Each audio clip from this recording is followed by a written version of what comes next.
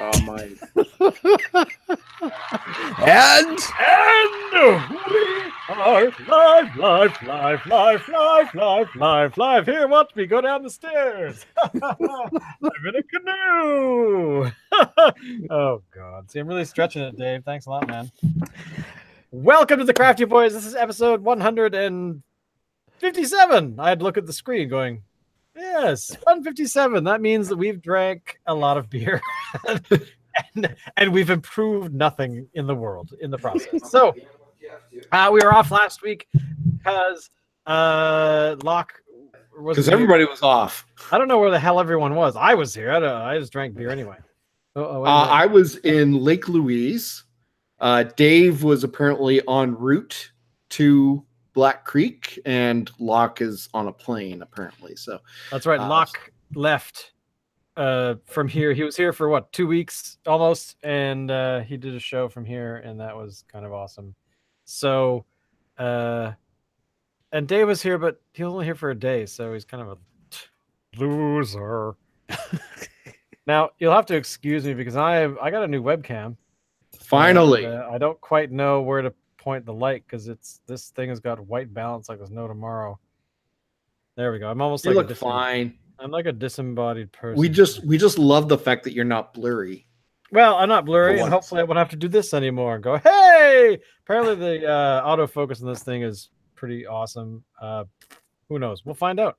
Here is the old culprit. This is the other webcam. It still works fine aside from the autofocus part, but that's okay.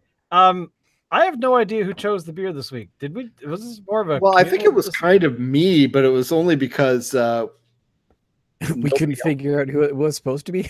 So there was a reason why I picked this particular one. As some people may know, I was on a trip recently, a road trip. We went camping with the family in our vintage trailer to built in 1954 by elves in the north. It was actually 1969, but so you're close. We started off in Cultus Lake, and then we made our way to the South Okanagan. And while we were there, we spent the day in Penticton. And just by chance, I happened to pass by a couple of breweries that were there, including Cannery, which was a total fluke.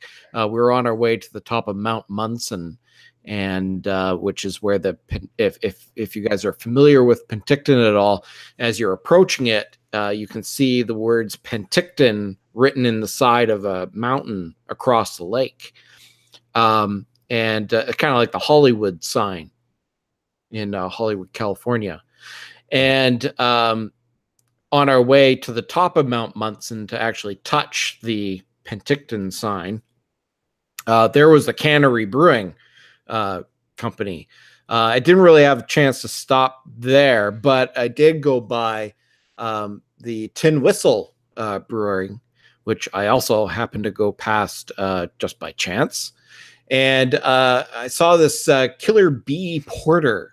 Now, I seem to remember that we have tried to do the Killer Bee Porter in the past. It rings a bell to me, but we probably didn't have too much luck finding it. So I thought we'd try it again. And I think we were able to find it this time. Yes? Shane? Oh, sorry, you're talking to me? Yeah. I found it. You found it, Dave? Do you? Oh, you got it. Awesome. No, you don't have it.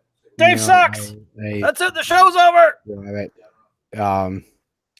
No, I had thought it was going to be off. So, because my store actually has had it, because I recognize the label. However, I was on this Red Arrow thingy because Shane was saying, I don't think I'm going to be able to get that. I'm going to get Red Arrow something. Oh, you got next week's beer. No, I didn't even get next week's beer. I just got a fucking random beer. So this is their custom. Oh. Okay. Because they didn't have the other one. This is what happens, Shane. Let's ignore Dave. Okay, so anyway, so the beer this week is the Killer Bee Porter from Tin Whistle. It is Caramios. It's got Caramios caramelized honey in it. Anyway, like I say, we've been wanting to do this before. It's a dark honey ale, and we're going to give this one a try. So, oh my God, I can't stop yawning. Did you see the photograph that I emailed both of you? Yes. The one with the 4 beers that I bought today? Yes. Oh, it smells like porter. It smells like I'm not really smelling a lot of honey, but yeah, well, let's try it in the glass first. See it has a bit of a sweetness. So so the beers that I bought today, mainly because I was in there and I asked them, I said, I'm looking for the Killer Bee, and the nice lady there said, hey, over here, it's over here. And I said, great. And then she said, well, what are you looking for? And I said, I'm looking for beer. Big surprise. And then I asked, then she said, well, you should try I said, I've heard of Sweet Leaf and I need to get that. And there was only one left in the store, which I was kind of happy about. But then she said, if you're going to get the Sweet Leaf, you have to try the hemp hibiscus honey one called, I think it's called the Threesome. That's the one. And then I also got a one from Bridge Brewing, which is out that I've seen around called First Rodeo Tart Citrus Wheat Ale, which if we're going to do, we should do next week because it is a limited release and it's only available in batch right now. So like there's a lot of them out there. At least I've seen them in 2 stores now. So that's a good sign. If you guys can get it. But it is limited release, so it's only around for a short period of time. So go ahead and get it, and we can do that one. So and Alan, you mentioned Red Arrow, the Sweet Leaf thing. So as I said, I got that. And then the threesome, I don't know, we can do that at some point. I have all 4, or actually, I'm down to 3 now because I'm about to drink this. So the Killer Bee Porter by Tin Whistle Brewing, caramelized honey, which to me seems that the honey's been melted a bit, burned, as it were. Well, it was probably been eaten by the yeast in the fermentation process. Wow. Stick it in your mouth and just hold it there for a second. Do you feel that? Like if it sits there for a second, it like starts to fizz? Yeah. Interesting. Yeah. And that's where the honey flavor comes from, I guess. That's where I'm hitting it really hard anyway. Yeah. This show ain't family friendly. I'm not really getting the flavor of the honey exactly. Okay. But it's not a bad beer. It's actually pretty good. I'm getting more caramel than honey. Oh yeah, but that could be just a product of the brewing, the fermentation process. Yeah. Well, I gotta say, overall, I am a fan because it how do you explain this? That fizz thing with the honey. It's like there's bees stinging your tongue. That's right. That's exactly what it's. Yeah. Hands down.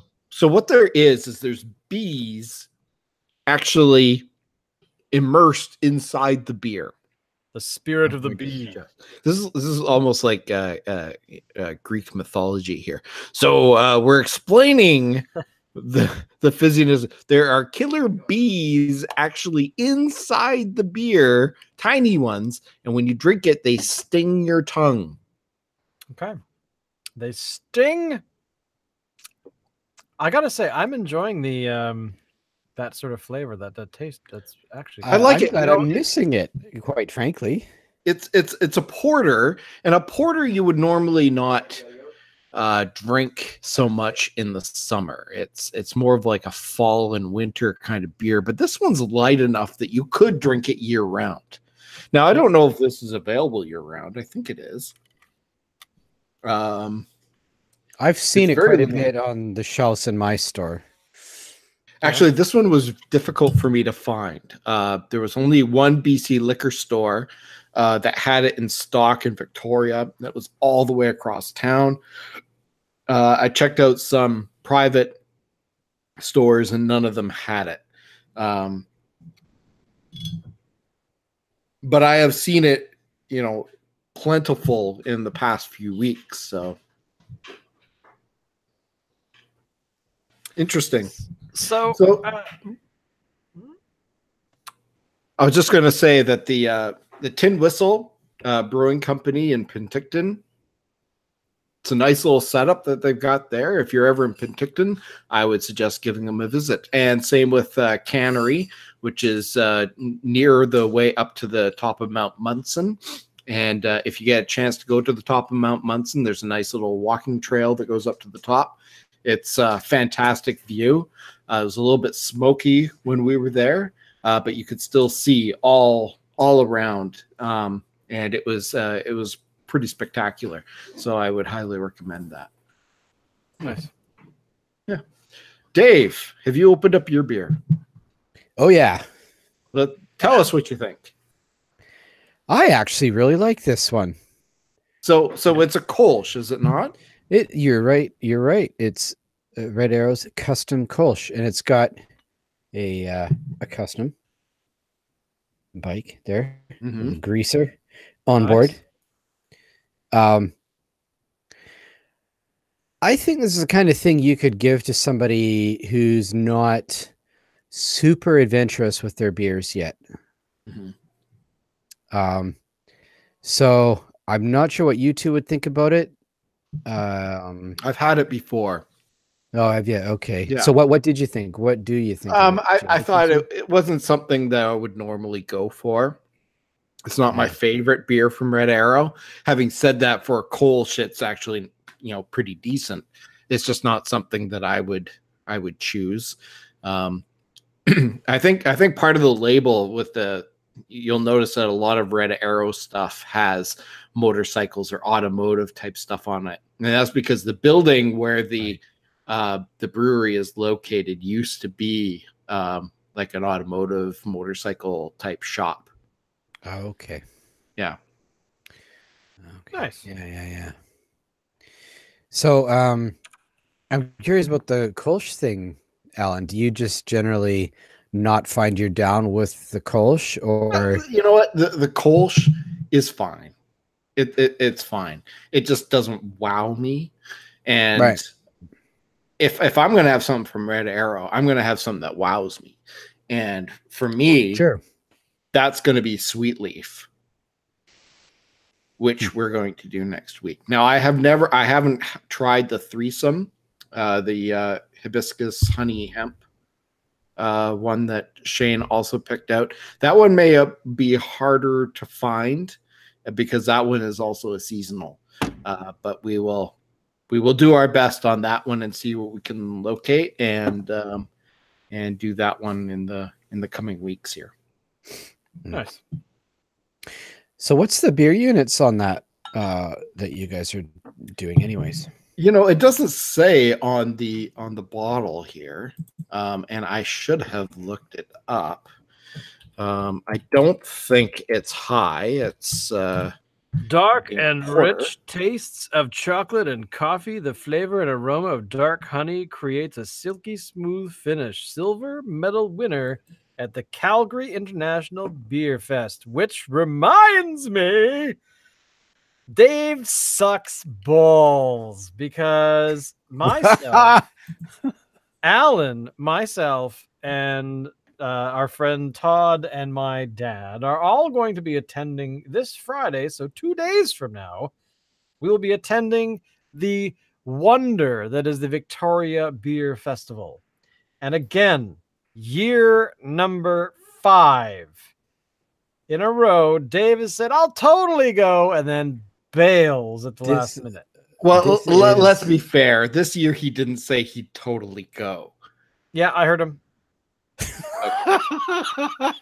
So before we get on to the beer fest here, let's talk a little bit more about the Killer Bee here. Dave asked the question, how many what are the IBUs of this? Looking it up on the Tin Whistle Brewery website, it says it's 15.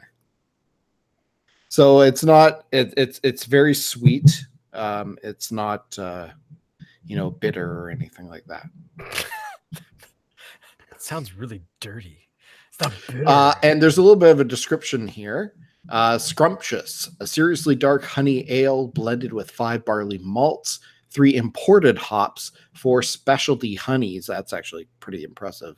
And a hint of spice. Brewed with a higher alcohol content and exploding with chocolate malts, Killer Bee will make your taste buds tingle with delight. See? It is. Our taste buds are tingling. Right? Because of the killer bees inside the beer. That flew too close to the sun. That explains why the caramelized honey. I get it. Yeah. Because they flew too close to the sun and they fell into the vat of beer. Everybody knows that the bees have the honey inside them already. So there you go. It's like beer pee, or it's like BP. Isn't that what honey is? Like BP?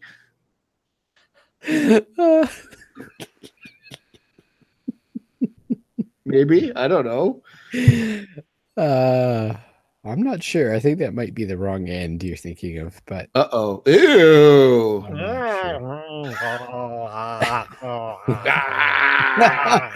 never gonna eat honey again. Ew. Oh my gosh. So just to Beer Fest. Give our entire show some structure. Beer Fest, yes, is happening this week. Friday. I'm totally jazzed. I'm very excited. I think it's going to be kind of cool. I don't want to talk about it too much because we've already talked about it in the past few weeks, quite a bit. But overall, next week we will probably talk a lot about Beer Fest because we will. I think, and we say this every single year. Shane. What? We say this every single year that we're going to record at Beer Fest, and we never end up doing it. Say that. I was totally avoiding that entirely, but yes. But you know what? I think we got to do it this year. The last 2 years, we have recorded video right after the Beer Fest. The problem is, that you're drunk. We were really drunk each year, so there's a video of Alan. We got to do little snippets during the show. Yeah. So here's what we're going to do. Some old video from 2 years ago that Alan makes no sense in what he's trying to talk about. I think I actually fell asleep partway through recording him. So that just shows you the quality of the video that we've actually collected so far. But this year, you're right. We should do something.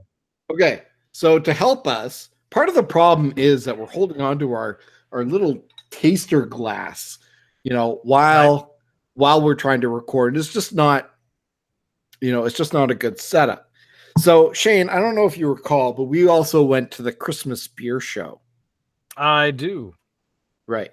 And at the Christmas beer show, we got one of these. And of course, I have no idea where mine went. Do I even want to know what that's for? Well, what you do, it's a necklace, and you can actually take your glass and put it inside the necklace so it can hang like so. Like this. The miracle of science. What will we think of next? New video. So I'm bringing this with me. And Shane, I think you need to, find yours. It's probably I suspect it's probably at my parents' house. Yeah. Yeah. And bring it. Okay, I will see if I can find it.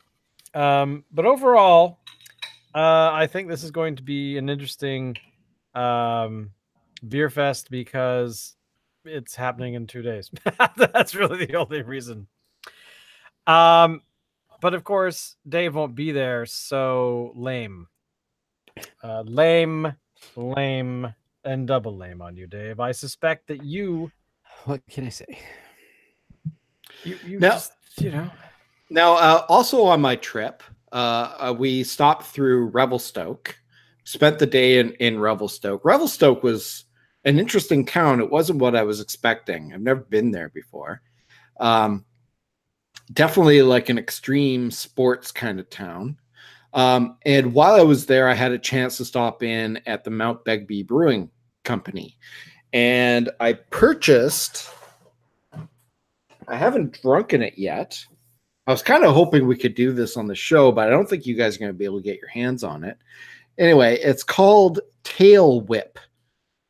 And it is a Munich Helles lager.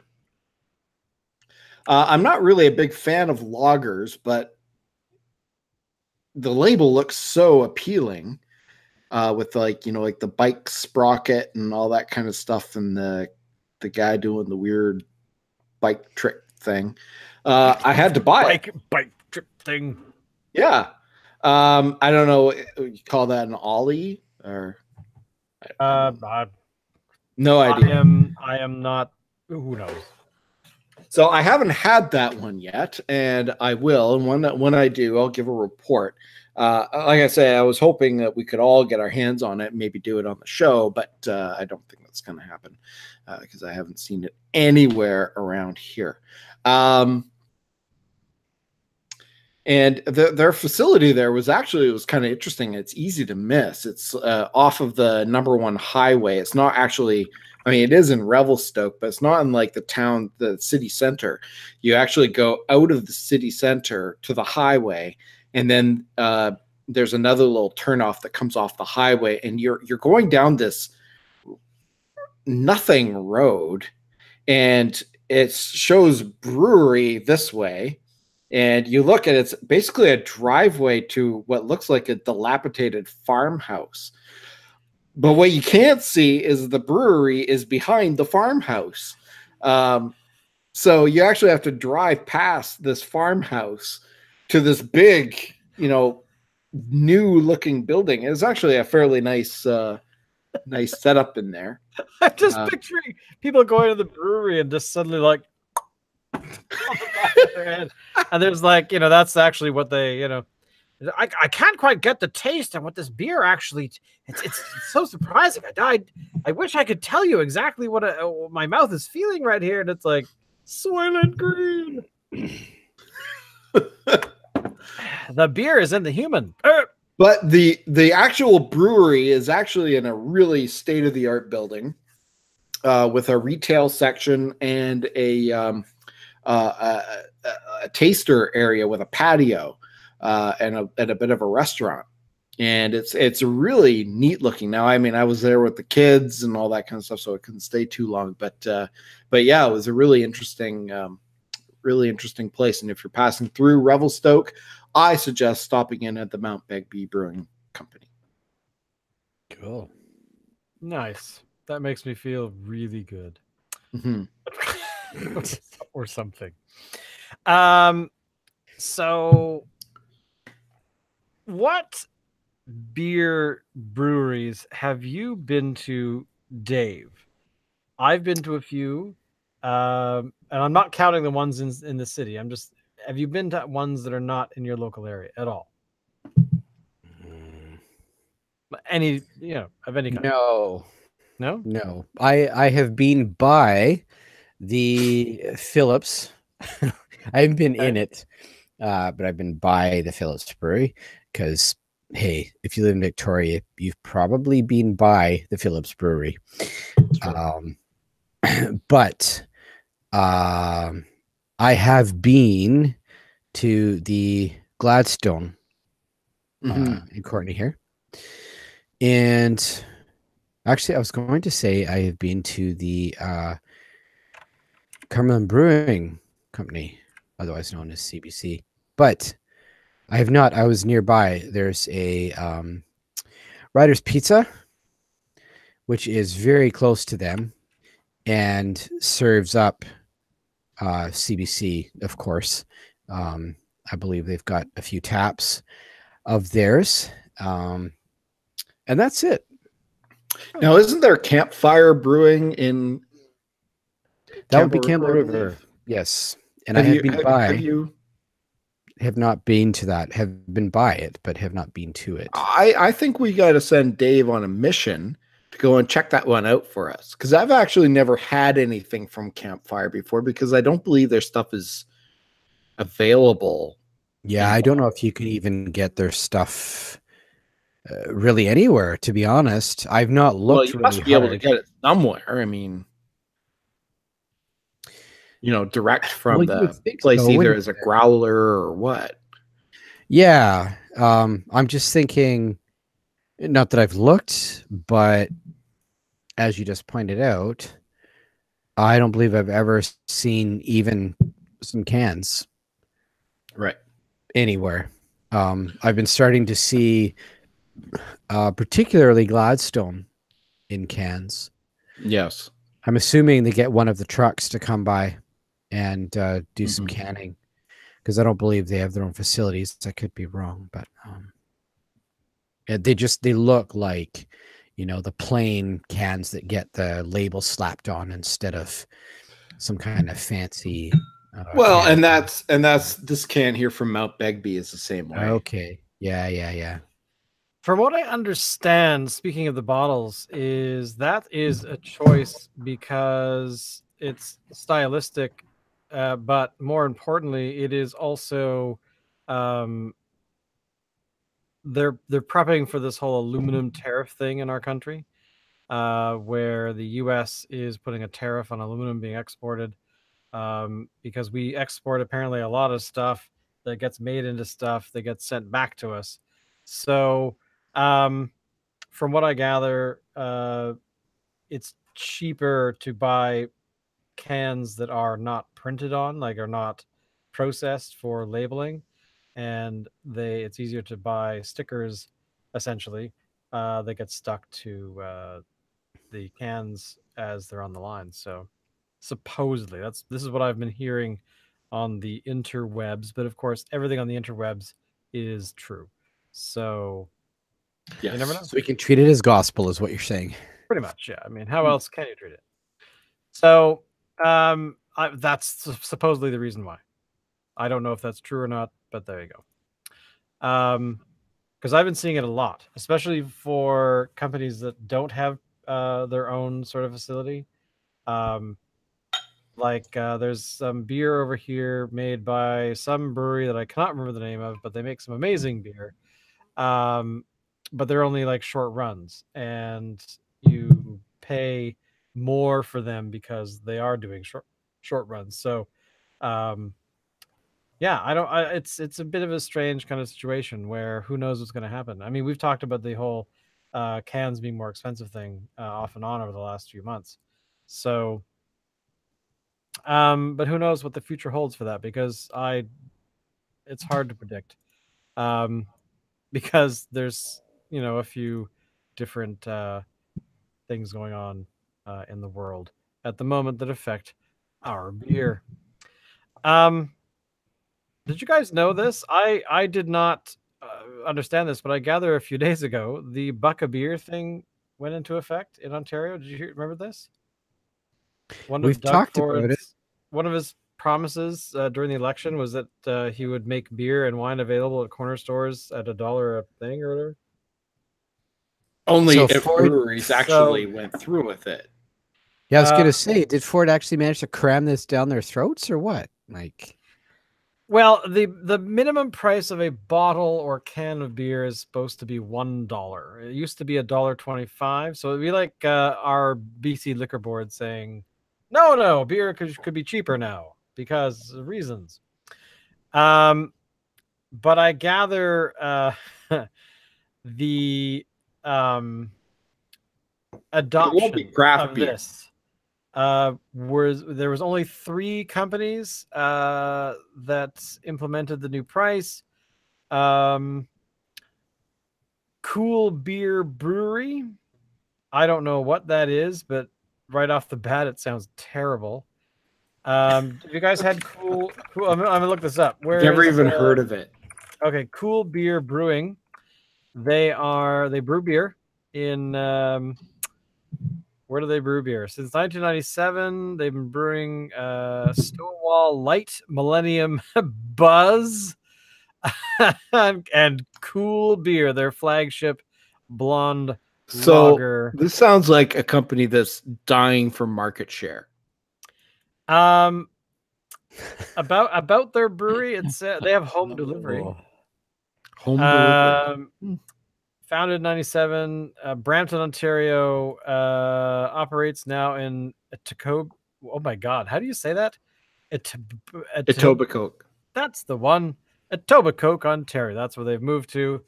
But yeah, it looks like, I don't know. I wouldn't. When you have to put really good beer as a sentence on your label, don't know. Anyway, Cool Beer Brewery. It was the first to jump on board. And then where's the other one? There's two more who are in here somewhere, so I don't really care. I can't find them that readily. So one thing to note, if a company is taking advantage of this buck of beer and making beer available for this, they are doing one of, or possibly many of these things. They're cutting corners in the brewing process, using cheap materials, and underpaying their staff. That is true. They're probably doing all three. This all happened. Although the announcement happened at Barley Days Brewery. Barley Days Brewery. Apparently, Barley Days isn't doing this. What? Anyway, so yeah, it seems to be all over the place. And the 269 other breweries said to the whole plan. Yeah.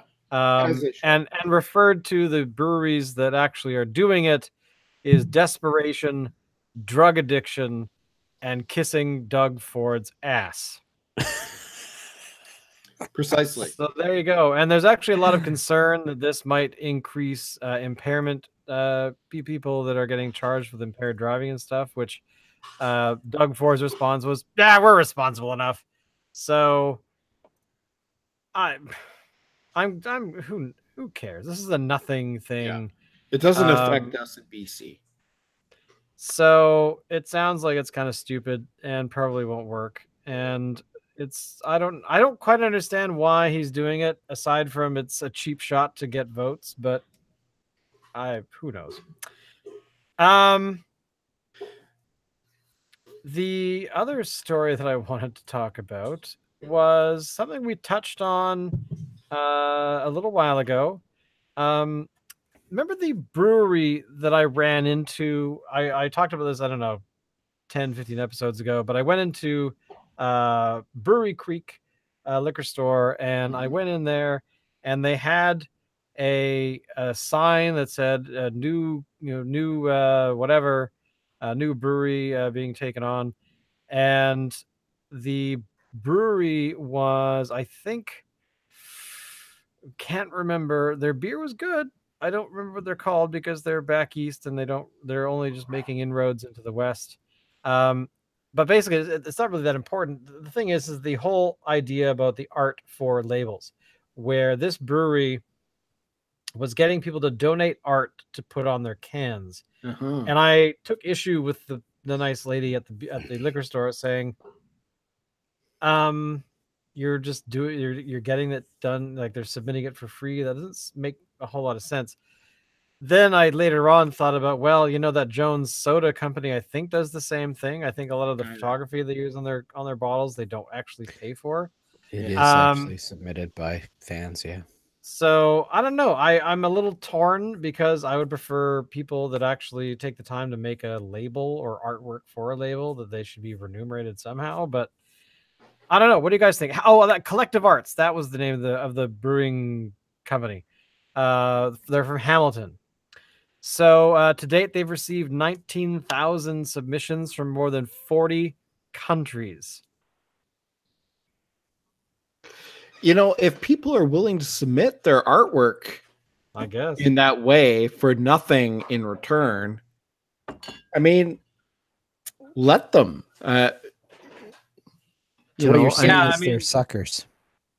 Well, no, I'm not saying that they're suckers. I'm just saying that maybe their priorities are a little bit different. And that's okay. That's allowed. It's totally allowed.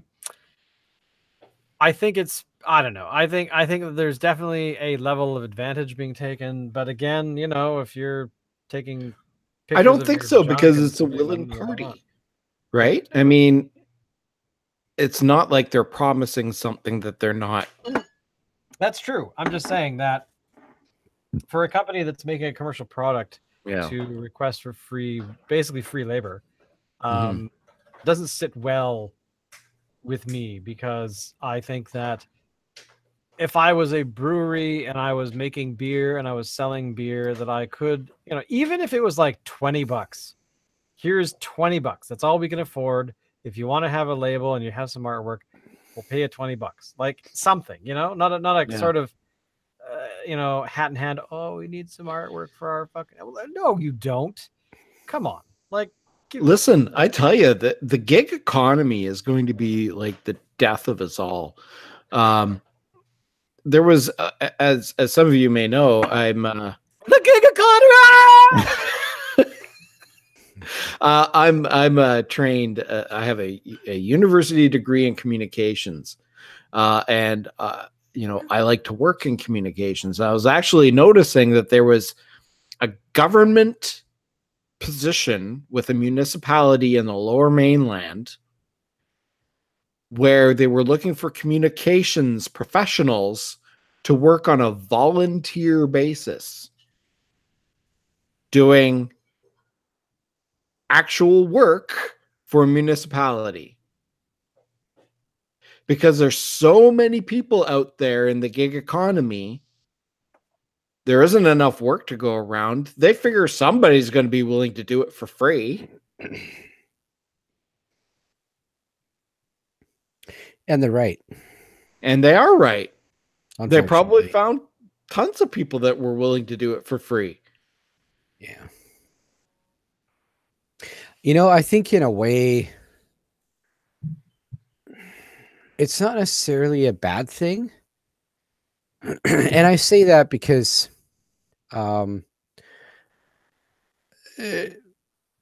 okay, this goes into something extra, which is the whole concept of the guaranteed standard income, right? Mm-hmm. And I honestly think that the stuff that we're facing, well, as a planet, needs to be faced with huge amounts of creativity. And some people argue that if we were to implement a guaranteed standard income of some form, then that would unleash greater creativity in people, because then the folks that kind of think creatively have the time to do that, because they're not freaking out about making money and surviving anymore. They've got enough to support themselves, right? Not large, but it pays the bills, at least minimally. So that then frees up these creative people, whatever it happens to be. Yours is in communications, and Shane's would be writing.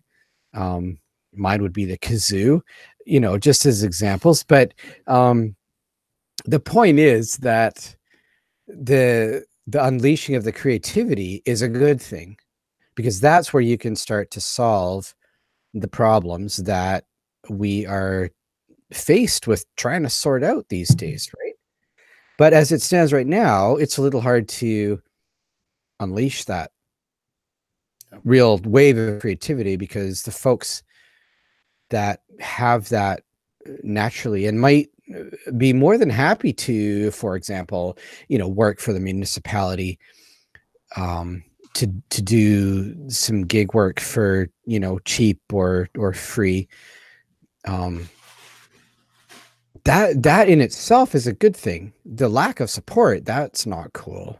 But the bringing of creativity and fresh ideas to solving issues, I think that's a good thing. Okay. I feel like we've just saved the entire universe. Are we at the precipice of maybe an economy where we don't have money anymore, like in Star Trek? What do they mean exact change? I yeah, quite honestly, there are days where I think that the world would get along a whole lot better if a cashless society, not necessarily a currency-free society, would happen. But again, that's only going to happen in a utopia like Star Trek, because I mean, you look at the Ferengi; they still deal in money and things like that. But still, I think there's definitely it'll happen. Probably not within a few lifetimes, I would think. So who knows? Maybe the Vulcans will land and everything will be fine. I forgot. I was actually going to mention this one earlier, but I totally forgot. There is a thing, an event, a organization. I think it is. Yes, there we go. If you guys drink beer. And I don't. You enjoy beer. There is something I would like to point out, and this is more of a PSA, as it were. Please open up your internet browsers and go to pintsforprostates.org, where all of the bottle caps give you some kind of information or reminders to go out and get your prostate tickled. So, you know, hashtag. What is it? Crown. What is the hashtag? I don't even know. I can't even read it. Crowns for prostate. I don't know. So anyway, basically, Pints for Prostates. Go check it out because, you know, beer, pretzels, and your nuts are definitely something that you need to protect. So there you go. The end of prostate. That was one of the stories that I found earlier today, and I should have mentioned at the beginning, but. So yeah, it's been around since 2008, and it's basically saying, you know, when you're of a certain age, you better, you know, take care of downstairs just as much as going to get your DRE. So I gather, Alan, you've had this event, have you not, or is that just your butt? What? Have you had a prostate exam? Yes. Tell us exactly what happens during a prostate exam. All the gory details. You drop your drawers, lay down on a table with your butt facing out towards the doctor. The doctor puts on a glove, a little bit of lube, up in there, and kind of feels around a little bit, and then out. And they don't actually go in all that far. My doctor probably went in about that much. So it's not like they're going in all there, you know. Prostate massage. Yeah, no, they go in about that far, and it's very quick. It was like maybe 2 seconds. Okay, Dave. I did have an inspection. I'm trying to remember if it was prostate. I don't think it was. I had an inspection as well, but it wasn't for prostate. So I've been thinking about it. You know, at your age, you need to do it. Get all the plumbing checked out. Make sure the plumbing is okay. Oh, so this is timely. Then on Saturday, September the 8th, at Tillicum Mall here in Victoria is Men's Health Day. You can go and have a PSA test done for free. This is something that you would normally have to pay. I think it's about $20 to have done. You can have it done for free. They'll go through your blood pressure, all that kind of stuff. All you have to do is just go to Tillicum Mall and get yourself checked out. And it's Men's Health Day. Where's this at? At Tillicum Mall. Okay. So maybe we should go together when on Saturday. Really? Well, I got nothing going on Saturday. I totally want to get my prostate checked. So what did you do last night? I don't think they're going to check your prostate. I was so happy. Please just stick something in my ass. I'm going to change the subject now. The PSA is now over. Mainly because the Vancouver Fringe is happening right now. And I haven't been to the Fringe for a couple of years. I used to go all the time, and I saw like 20 or 30 shows a year. But a couple of years ago, I just kind of lost interest in, I don't know, podcasting was more important or something, but whatever. But this year it is worth noting that there's a show that I really have very low expectations of. It's called A Brief History of Beer. And somebody that I've met a couple times on the reviewing trail of the Fringe over the last while did a review, and here it is. Given Vancouver's dynamic craft beer scene, the show should have no trouble finding an audience. If you love beer, this one is for you. If not, this drinking game, wrapped in a cheesy sci-fi premise, does not have a lot to offer. Will Glenn and Trish Perry, the actors, ham it up as intergalactic time travelers on a quest to help the drink be less misunderstood.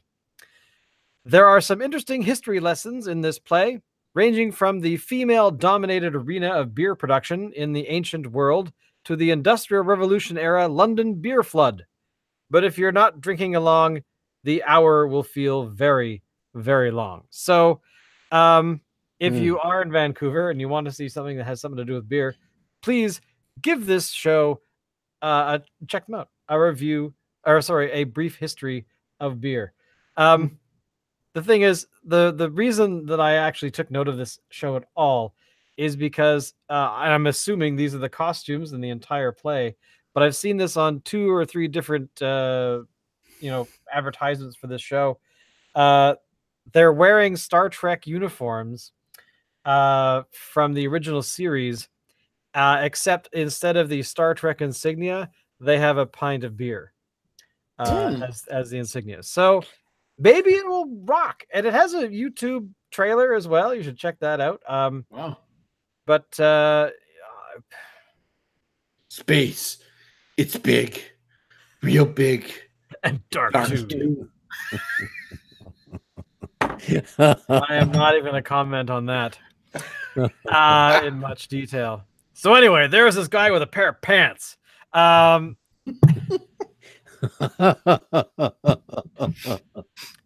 this show's all over the place today, but that's okay because you know what? Google turned 20 this week. Unbelievable. Google turned 20. That's 20. And basically, I'm still using AOL.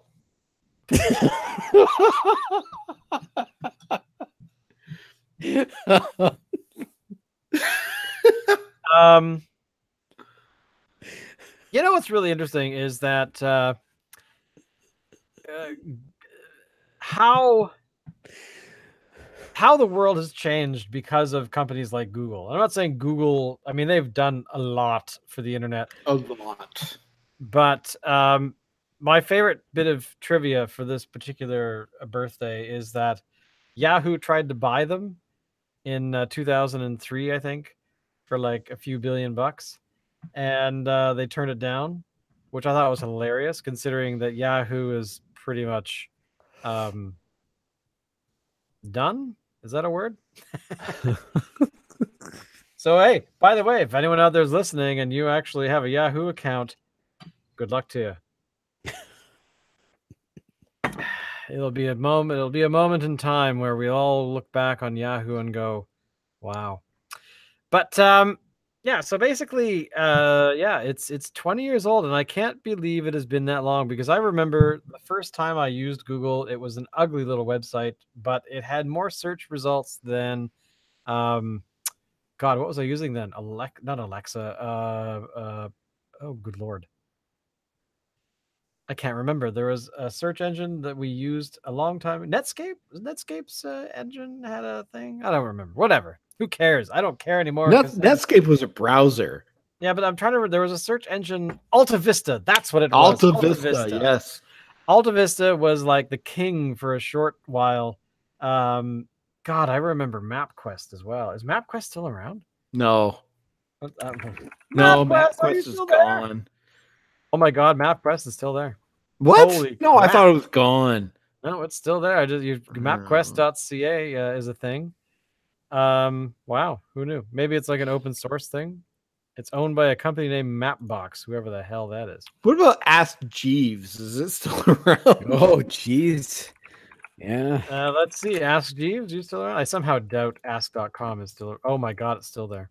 Is Jeeves still around? Like, of all the interesting. Oh my Lord, that is so sad. What were some of the first ones? Like before Yahoo, there was Netscape. Well, Yahoo was one of the first, and then there was Alta Vista. There was like 5 different search engines. You had to search quite a bit. I remember building websites in the mid-90s, and it was a pain in the ass to get anything listed because you had to submit manually. It was never guaranteed that you would be, because I think it was a purely manual process. We'll put it this way. My mother, back in 1992, started a thing called Kumon in Victoria, and I remember building her a website because the company didn't have one. The actual franchise, the parent company, didn't have a website. So I made her one to kind of help her along. And for the first, 18 months or so on the Google search engine, if you tried to find like math education Kumon, porn sites with like "come on me" spelled with a K they were everywhere. Like, it was so you couldn't avoid it. It was just shocking. And then I think that's when around Safe Search was introduced, so they had filters for pornography and things like that. But yeah, man, those are the Wild West days. I mean, even I remember going to university and using Fetch and using NCSA Mosaic back in the day. They were on computers at the UVics library that were like these little LCD screens about I think they weren't much bigger than, like, say, I don't know, 7 inches or 6 inches. It was weird. I didn't understand what that meant. Like, what did this mean? Like, how did we use this thing? It was so cool. But yeah, it was fun though. I have to admit, it was kind of fun. Which of course leads us back to Alan and Shane running BBSs back in the day. Mm-hmm. Actually, there was a time where I was doing a podcast for a while that I will not name because I'm not proud of it. For about 2.5 years, something like that, 2010 to 2012-ish. And the podcast we had a small following of people. So we hung out with people. Like, we would record the show, and then we'd go to a certain restaurant, and they would come and show up, and we'd all hang out. And I met this girl who was there, and I was talking about FidoNet or something. FidoNet. Yeah, FidoNet. And the girl turned. She goes, "FidoNet? Did you just say FidoNet?" And I said, "Yeah, FidoNet was." It was, I ran a BBS, and I had this thing with a friend. We called it the FidoNet Creek Echo, with Barry. Remember? Yeah. And she goes, If we were in public, I'd be mounting you. I'd leap right across the table because that's so hot." And I'm just like, why is that hot? Like, what? And apparently it was kind of her thing. She was like a tech head from years back. And I mentioned D-Dial, and she was like, "Ah!" Her head was exploding. It was amazing. God, those, has the internet made us complacent and lame because we're not... The internet has brought that stuff into the mainstream. True, but is it not cool anymore to you know what? That stuff was never cool. That stuff was very underground. No, it was underground back in the time for a very select few people that were into the technology landscape. It was the first social media, the first version of the internet, if you can even call it that. Sure you can. And well, see, no, not exactly. It was different. But you know, now it's available to everybody and everybody can use it. And it's so different from the way it was when, you know, like in the late 80s and all that kind of stuff, when we were using 300 baud modems to connect to things and to download. Like, seriously, I would go on Heart of Gold, which Shane might recall was a BBS here in Victoria that had pirated software on it. And to download Leisure Suit Larry, which was an 8-bit text game, took me literally a month to download. Because you were only allowed on for an hour a day, and you could only download a few thousand K per day. It was a long process. Leisure Suit Larry was only 3 5.5 inch floppies big. Wow. Totally dating myself here, but well, and then Heart of Gold went down not too long after that, but well, actually, I looked up a little while ago. There's actually websites that are dedicated to this kind of thing, and there's actually a list of all the nodes on like FidoNet and things like that. Right. And yeah, I'm still there. I'm still listening. Are you? Node 22. FidoNet was FidoNet node. I've forgotten. There's actually it's like a subnet of some other larger net, but it was kind of amazing. And I remember just like it was scary. Like I couldn't believe that it existed for that long. And it was apparently it's the largest volunteer run network in history for data, right? So but I remember, you know, you used to be able to send emails to people back then. This is pre-internet. You could send emails. So you would write an email on your bulletin board system. So say if I went on to Shane's website, I could write an email to another user, but it would wait for the transfer of data from Shane's bulletin board system through the FidoNet network to wherever else it was going. Well, you know how that works. Sending an email was not instantaneous like it is now. It took sometimes hours or even days for an email to. Yeah, because what would happen is because I ran my BBS through and used and was connected to FidoNet, essentially what would happen is the software running on the computer would dial out to its node parent, like whoever we were a subnode of, at like 2 a.m.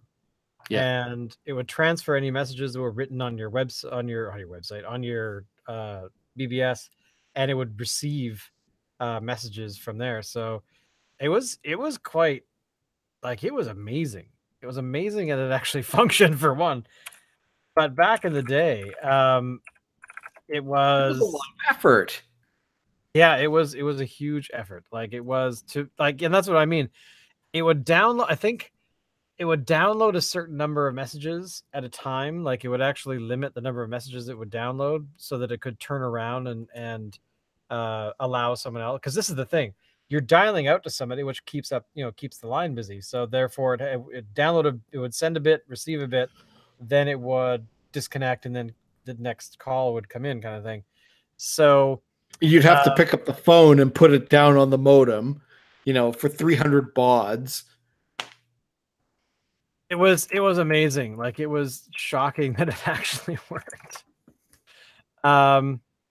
Yeah. It was kind of, yeah. And I ran that thing for probably 3 years, I think. Something like that anyway. That's how I met you. And didn't you run a BBS as well at some point? Well, I had started building one, and you came over and helped me, but I never actually ended up launching it. Okay. No, okay. Region 17. That's where we were. Region 17. So it was 17-22 or something. That basically gave us all of the information about. Man, I just had a total flashback to Nightline BBS running in your room. Yeah. The one upstairs with that cheap ass leather chair that was all torn to shreds that was in front of the wheeled one, it's like, ew, what's been living on this? Yeah, that chair was I got that. I don't know. My father found that chair somewhere. Probably in the ditch. I wouldn't doubt it. But I found I had that chair for a while. It was quite a while. But yeah, there was what else? There was I remember when you got your first CD player. Yeah, it was one of those ones with the what was it called? The 5 disc tray thing. Was that? Yeah. Well, that's fancy. It was pretty fancy at the time. I mean, now it's just like, why would it? I mean, that was the technology at the time, so why the hell not? And your sister would come in, Shani.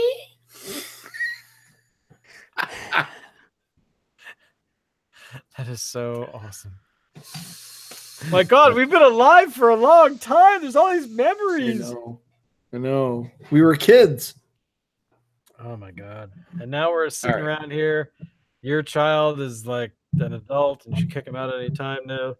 Seriously, he turned 19 while we were away. I mean, I noticed he didn't go with you on your trip though. No, he had to work. Loser. I know, right? Jobs are for chumps. Mm-hmm. It's actually okay. We wouldn't have had room for him anyway, but how did the trailer work out? Was it roomy and stuff, or did you kick the kid out you guys are sleeping in the trunk? Oh, the trailer was great. The trailer was actually a lifesaver because, as I was saying to Dave, the weather was not great for our trip. In Cultus Lake, it was cold. We didn't end up going to the water slides. In South Okanagan, it was cold. We were going to go to this thing in South Okanagan Lake called a Whibbit. It's this inflatable, water park on the lake. Right. It was too cold to do that. Oh man. And then, of course, when we went to Lake Louise, it was unseasonably cold and wet there. Very wet. It rained the 4 days that we were there. And unseasonably cold. I mean, it's usually cold there, but not this cold at this time of year.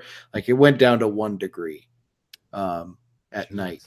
So we had, winter coats, and I was wearing 5 layers, and I just could not get warm.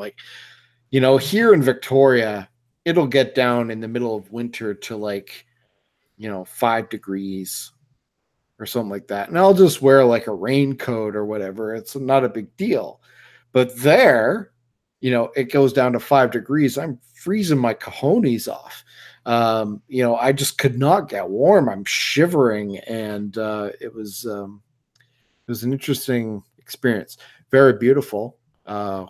While we were there, Lake Louise. Oh my God, spectacular, breathtaking. The mountains and everything were great. We saw some pretty beautiful natural landmarks. But yeah, really cold and really wet. The trailer was a godsend. Thank God we had it. That's a 1969 trailer, you say. So what kind of amenities does it have? Has it been fixed up, renovated-ish or something? Or it's been maintained. So it has a fridge. I couldn't figure out how to turn it on. So we were using it as just basically dry storage. It had a stove top in it, and that worked. We didn't end up using it. We did all of our cooking outside. And it had a propane furnace, which I was afraid to use. What? Well, I don't know. It's just propane furnace. It just sounds off. It was like, have you actually like used it before? No, I'm afraid to. I'm sure it's fine. Oh my God, there I am. Sorry. I just did a search for Nightline BBS. There I am, net 340, Canada West net, Victoria, BC, 34022, Nightline BBS. My God, that is just scary. Data West Systems, Camelot, White Widow, Chris's Hideout, Other Worlds. I remember Other Worlds being one of my favorites. Forbidden Night Castle. Oh, Forbidden Night Tommy's Castle. Holiday Camp. Milfin. And I think that's actually a swear word, but never mind. The Island Retreat, Couch and Valley Hub, Megabyte, Totem City. Wow. God. Crystal Isle. Crystal Isle. Oh my God, Crystal Isle. I don't think Crystal Isle was actually on FidoNet though. No, it wasn't. Couch and Valley and Megabyte was in Cobble Hill. Huh? Who knew? Wow. Sorry, this is just taking me back. I'm just suddenly having like a really boring kind of wow. Flashback. That is just wow. Anyway, there you go. All right. Nerding out. But anyway, enough of this crap. So I think we've been talking enough tonight, just reminiscing, drinking beer. The whole point of the show. So next week we will have a full report as to what happened, and maybe we will be conscious enough and able enough to apparently watch something, to record something, and maybe if I charge up my portable batteries before I forget for Friday, then maybe we'll do some live streaming from the event itself. Nice, because why not? I just want to go. I just want to sit down and play Trade Wars now. I don't know why. Trade Wars. I want to play Trade Wars too. Let's play Trade Wars. Remember Trade Wars? My God. I don't remember how to play it, but I want to play it. Neither do I. Have a flipping clue. But yeah, there we go. I will leave you all until next week. Thank you. Do all the stuff on social and try Killer B. And try Killer B from the brewery whose name escapes me. Tin Whistle in Penticton. In Penticton. It's powerful beer, as you might be able to tell. Bye. Bye.